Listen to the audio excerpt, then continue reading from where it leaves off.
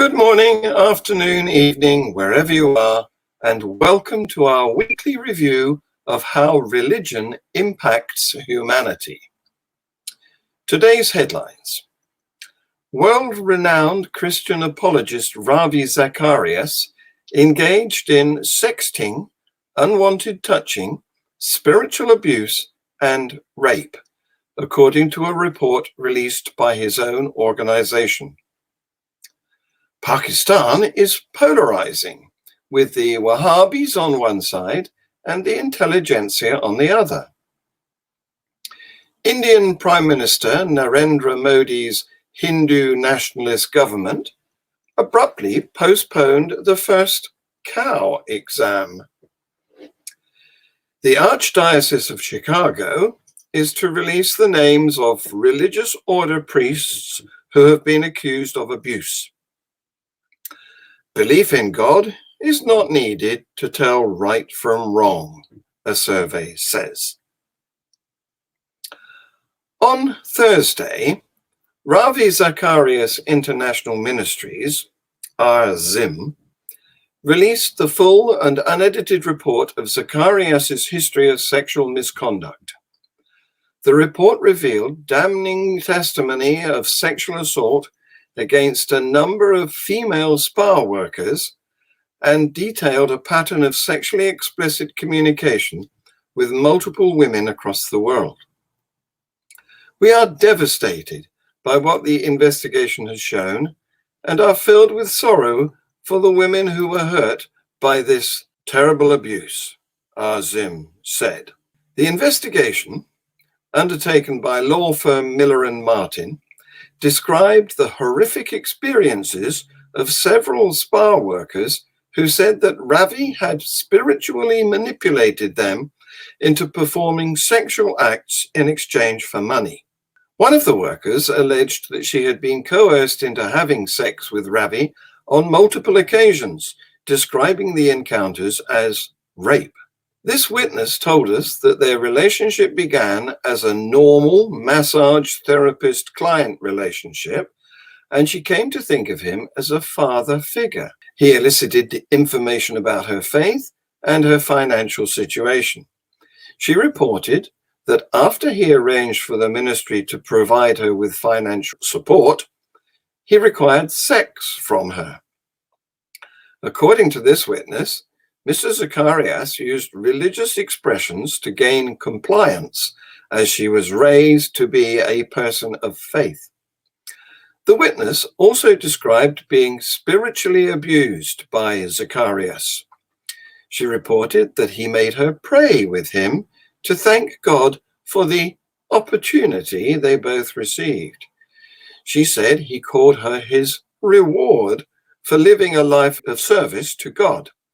And he referenced the godly men in the Bible with more than one wife. She said he warned her not ever to speak out against him, or she would be responsible for the millions of souls whose salvation would be lost if his reputation was damaged.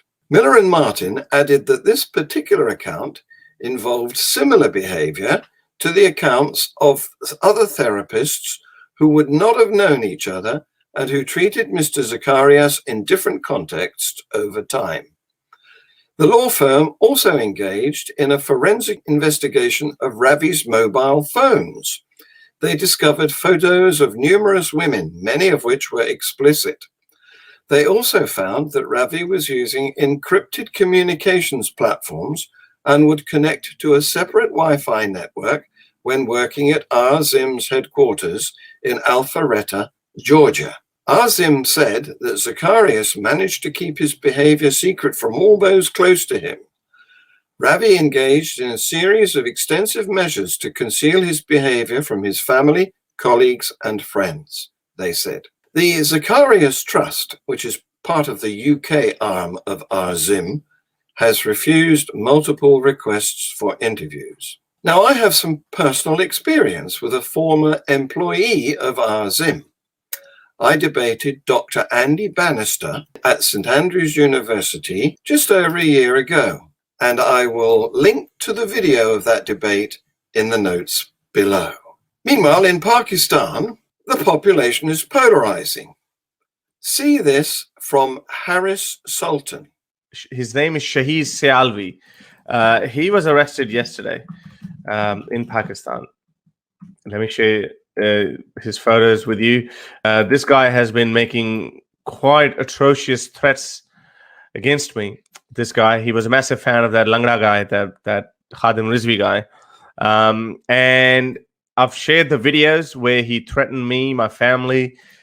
He even said, he requested the Pakistani government to find my family in Pakistan, beat them up. That would make me go back to Pakistan. That's what he said. But the idiot doesn't know. My family doesn't live there. But it doesn't matter. So these people are the way they are. And moreover, he also said that the Pakistan government should do, because Pakistan is afraid of getting international sanctions. That's the video, by the way. So that's why Pakistan is not executing blasphemers. So he said in this video, he said, well, kill these blasphemers covertly and then blame that on traffic accidents. Say he fell in a sewage pipe, or he was walking on at a beach and then he fell. So that he openly said that in this video, and I think these videos were flagged as hate speech. So that's why I'm not going to play those videos. But you can see those videos on my Twitter or on my social networking website. So he's been arrested, and yesterday I saw that he was there was a hashtag going, release Shahid Sialvi. So, and I try to create a hashtag, don't release Shahid Sialvi, but all you guys, you guys are not on Twitter. You guys would go on Facebook, you go on all these other crappy platforms, and you're not on Twitter. All the changes that happen, they happen on Twitter. Prime ministers, police, foreign office, intelligence, they all look at those trends on Twitter. And they're still manageable because they don't go in hundreds of thousands, they go in thousands. So if we have 1,000 people on Twitter creating these hashtags, we can actually send a very strong message. So it's very important that you guys should create an account on Twitter. But why was he actually arrested? So I'll play you this video. So this is what happened. So as you know, Pakistan is getting more and more polarized as the days go along, as the days go by. So one group of Pakistanis say, well, kill the blasphemers, and Prophet Muhammad is the greatest guy. In every aspect of their lives, they shove their religion in. And then there's another aspect of Pakistan, the Pakistani elite, or the moderate or modern Muslim. I don't say moderate Muslim, modern Muslims, or even the secular Muslims, or borderline agnostic atheists. So those people are in the elite. They're in the film industry. They're in the intelligentsia. They are in the army as well. They're in politics as well. So they're everywhere. So and Pakistan does have its Indian roots as well, and Pakistan does have some concept of Sufism as well. So it's not all Wahhabi, and this is why I say that it actually got worse in the 80s when Saudi Arabia exported their brand of Islam and became more hardliner with the Salafi version. But before that, we had this Indian tradition of dancing and having colorful festivals and all that. But anyway, so there's still some remnants of that, or some people are saying that is being reignited in Pakistan. So have a look at this video. One Pakistan's leading singer and one of Pakistan's leading movie star, along with a Pakistani sitting minister of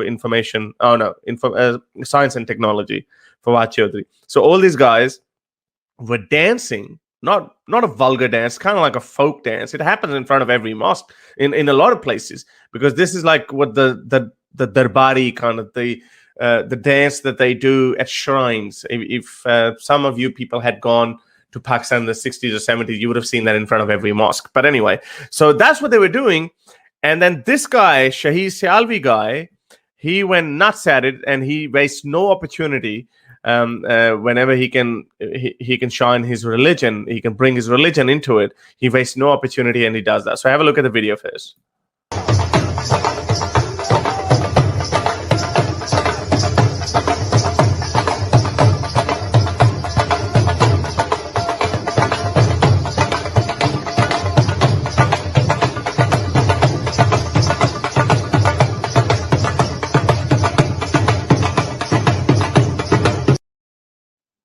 So it's a pretty silly dance, right? There's nothing special about that. But it's actually a very cultural kind of dance. It's called Dhamal. They just do this. So that's what they were doing. The guy on the left was Fawad, the Minister for Science and Technology. The guy who came in afterwards, he's Ali Zafar, one of Pakistan's leading singer. And the guy who was already dancing in the black shalwar kameez, that guy is Pakistan's one of Pakistan's mainstream movie stars. So that's it. And this guy thought, okay, well, I can take advantage of that, and I can go and tell the world that what a lover of the Prophet I am. So he just went out. He just went in front of the same mosque and started giving his hateful vitriol against all these modern Pakistanis, or secularist or agnostic atheist Pakistanis. And he spoke against the government. He barked against the minister. And which is, again, see, under normal circumstances, yeah, you should be allowed to bark against the minister. But you know what? But these guys are hypocrites. If someone doesn't believe in freedom of speech, I actually would say someone who doesn't believe in freedom of speech, we should take freedom of speech away from them. If you don't believe in it, I mean, if you're openly saying, if you secretly believe that, fair enough. We can't pin you on that. But if you openly say, I don't believe in freedom of speech, then screw them. So then take away the freedom of speech. But anyways, that's maybe I'm just saying that now. I should think about it a bit more. Well, we haven't thought it's wrong to imprison hate speakers in the UK. We've done it. But you can see that the fundamentalists don't like dancing. Harris is this week's guest on Ask an Atheist, which would normally follow this show. But it's been moved to Monday due to Harris's availability. I'll put the link in the notes below. And next week, Ask an Atheist will be back on Saturday with guest Jonathan Pierce. Staying with the Indian subcontinent, the proposed exam on cow knowledge seems to have turned to manure.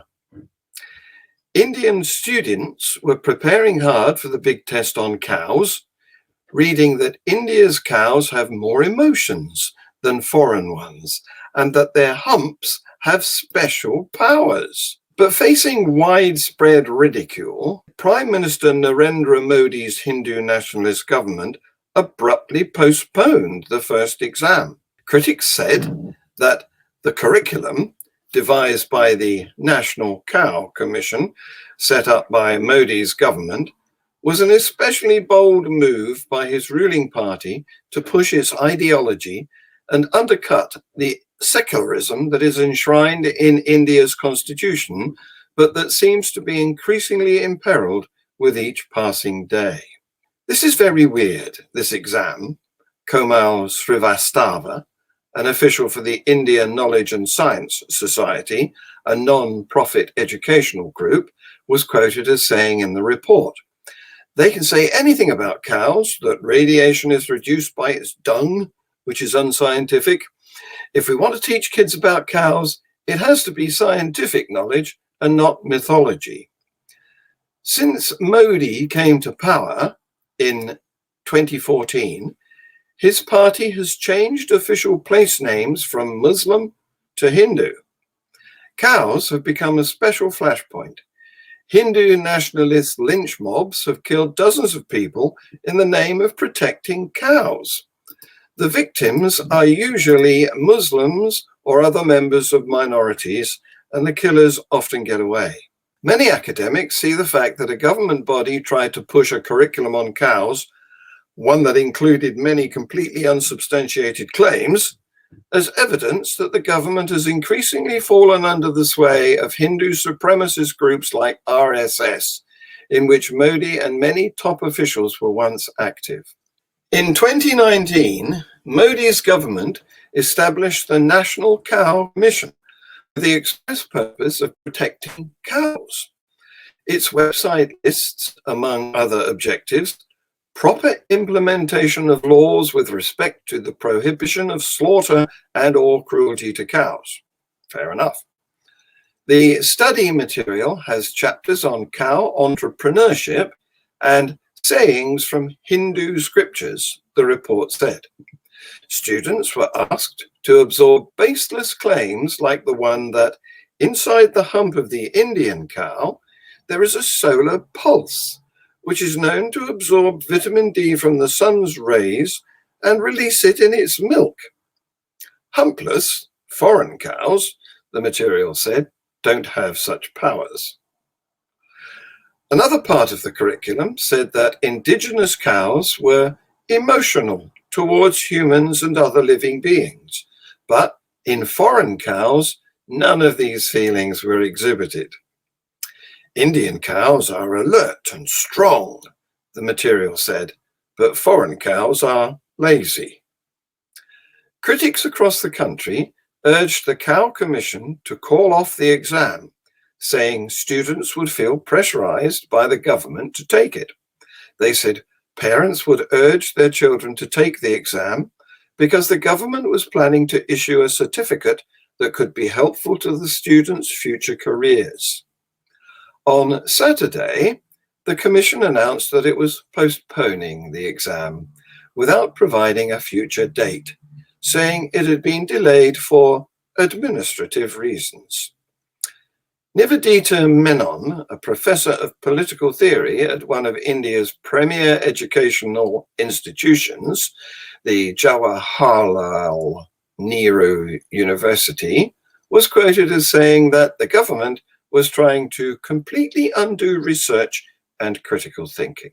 Meanwhile, in the USA, the Archdiocese of Chicago said on Wednesday that it plans to publicly list the names of credibly accused priests belonging to religious orders after questions over the diocese's transparency. In 2018, a bombshell grand jury report out of Pennsylvania revealed alleged sexual abuse by more than 300 priests, including at least 7 with ties to Illinois.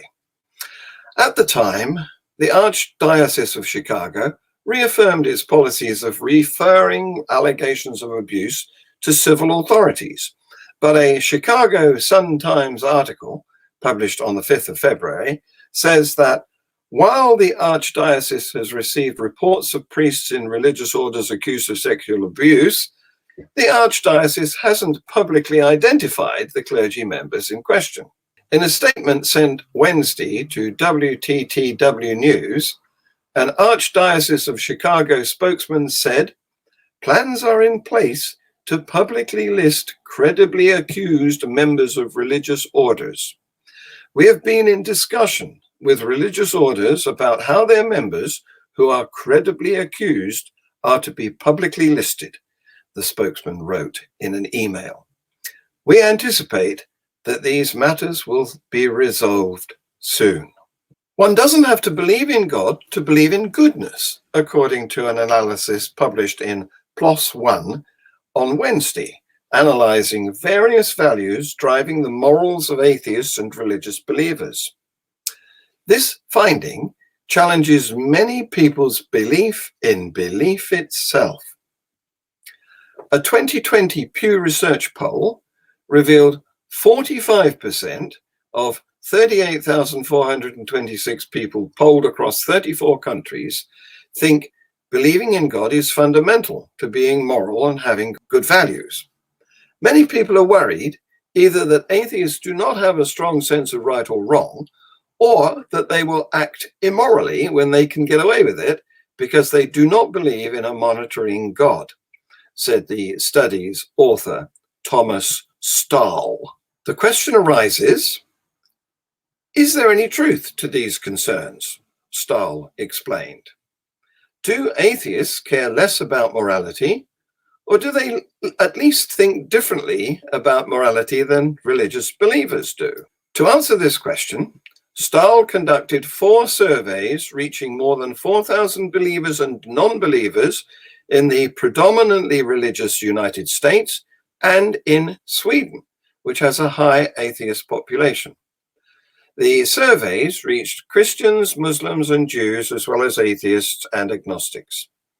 Surveys were designed to measure the values that steer an individual's moral compass, asking whether one is more inclined to value freedom over expression or care over harm, fairness over charting, loyalty over betrayal, and sanctity over degradation. Among other methods, amorality was measured along a Machiavellian personality scale, asking participants to weigh statements like, "I am willing to be unethical if I believe it will help me succeed," on a 5-point scale. The central message in this article is that disbelievers do have a moral compass, but that it is calibrated somewhat differently from the one used by religious believers, the paper found. The results consistently indicate that disbelievers and believers in the US, as well as in Sweden, are equally inclined to view the individualizing moral foundations, liberty over oppression, epistemic reality, as important moral values. Whether or not the people polled believed in God had little impact on their amoral tendencies, or whether they valued caring for vulnerable people, the research found. Atheists were less inclined to adhere to values that contribute to group cohesion, like showing respect for authority or in-group loyalty. Atheists think for themselves. Who's surprised? We will be back with our weekly news review at the same time next week. Please like, share, subscribe, comment, and set the notifications and tell your friends. Thank you for watching.